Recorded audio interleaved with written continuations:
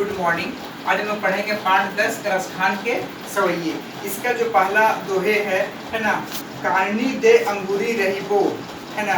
अच्छा, जब हो मुरली धुनी मंद बजइयों, ठीक है। मैंने कहने देखिए, कहानी मतलब क्या हो गया, कानो। कहानी मतलब कानो, ठीक है। अच्छा, दे मतलब देखकर, अंगूरी मतलब होता उंगली, अंगूरी मतलब उंगली, ठीक है। अच्छा, रहीबो मतलब रहूंगी। अच्छा, धुनी मतलब धुन, धुनी मतलब धुन। अच्छा, मंद का अर्थ हो गया मधुर स्वर में। अच्छा, बजहियों मतलब बजाएंगे। मैंने कहने का मतलब है, काननी दे अंगूरी रही हो, जब ही मुरली धुनी मंद बजई हो, ठीक है। मैंने श्री कृष्ण की मुरली की ध्वनि तथा उसकी मुस्कान, है ना, उनकी मुस्कान पर मोहित पर गोपियाँ कहती हैं, है ना, कि जब श्री कृष्ण मधुर स्वर में मुरली बजाएंगे तब मैं अपने कानों में अंगुली डाल लूँगी। जब श्री कृष्ण जी अगर मैंने बांसुरी बजाएंगे, है ना, तो क्या करेगी, अपने कानों में क्या हो जाएगा, उसके मैंने क्या हो जाएगा, उसके मधुर धुन को वो नहीं सुनेगी। इसके कारण वो क्या करेगी, अपने कानों में अंगुली डाल लेगी, ठीक है, डाल लेगी, ताकि मैं उसे सुन ना सकूं, ठीक है। अच्छा, मोहनी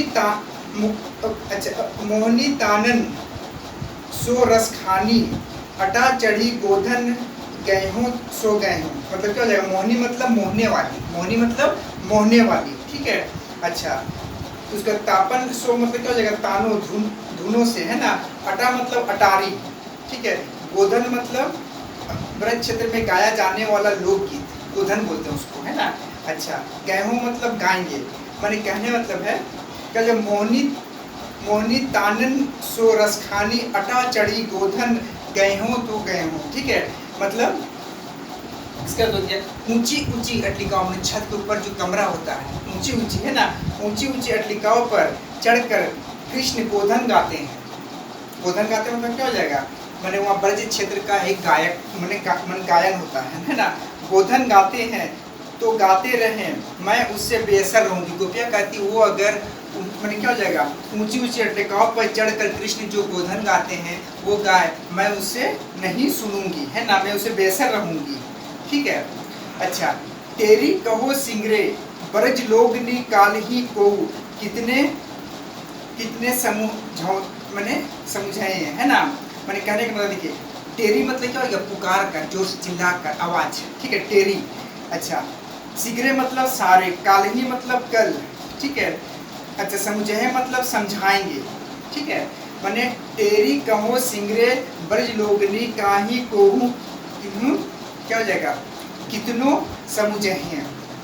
मैंने कहने, मैं ब्रज के लोगों को चिल्ला कर कहना चाहती हूँ, मैंने गोपियाँ कहती है, मैं ब्रज के लोगों को चिल्ला कर कहना चाहती हूँ कि कल को मुझे कोई कितना भी समझाए पर मैं श्री कृष्ण की मुस्कान पर अपने बस में नहीं, हाँ, अपने बस में नहीं रह सकूंगी। लोग मुझे कितना भी समझाए, लेकिन मैं श्री कृष्ण के एक मुस्कान पे अपने बस में नहीं रह सकूंगी, ठीक है।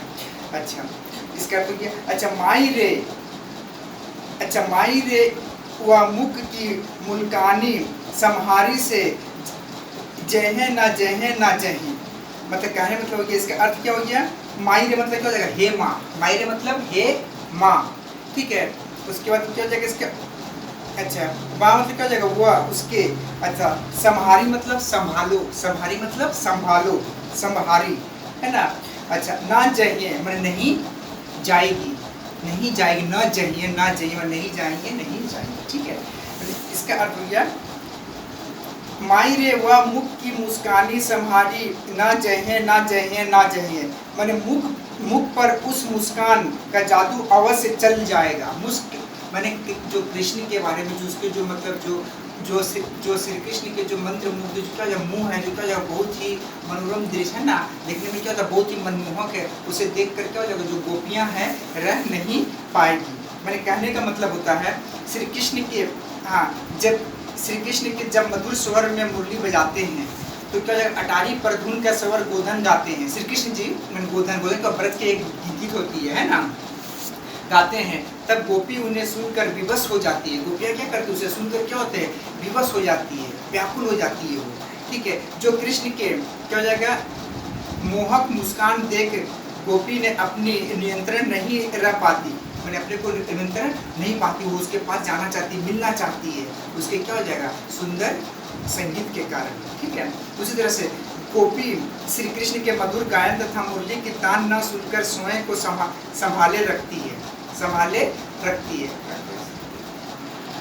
कितना हो बेटा, रेडी, ठीक है। हाँ, फिर क्या हो जाए, गोपी श्री कृष्ण का मधुर गायन और मुरली की तान न सुनकर स्वयं को संभाले रखती है। मैंने वो जो गोपियों का कहना है कि जो श्री कृष्ण जी जो गोधन गाते हैं मैं उसे नहीं सुनूंगी, है ना, क्योंकि सुनने के बाद वो क्या होता है, विवश हो जाती है। ठीक है, विवश हो जाती है, परंतु उनकी मोहक और मुस्कान युक्त चेहरा देख समय को संभाल नहीं पाती।